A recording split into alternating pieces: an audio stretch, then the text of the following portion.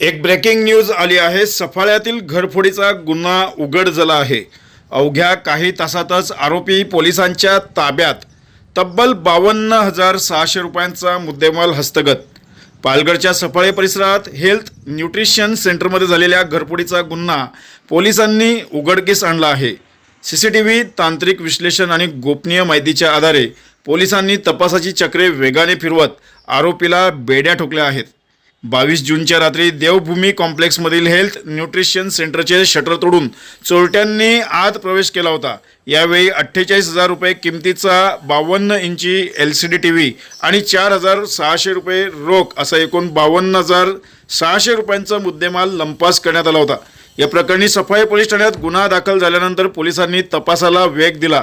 तपासादरम्यान राजू बाबलू मिश्रा वय वर्ष 22 याला ताब्यात घेण्यात आले। चौकशीत गुन्ह्याची कबुली मिळाल्यानंतर त्याच्याकडून चोरीचा संपूर्ण मुद्देमाल हस्तगत देखील करण्यात आला आहे। पालघर पोलिसांच्या या धडाकेबाज कारवाईमुळे घरफोडी करणाऱ्या चोरट्यांना सध्या चांगलाच दणका बसला आहे।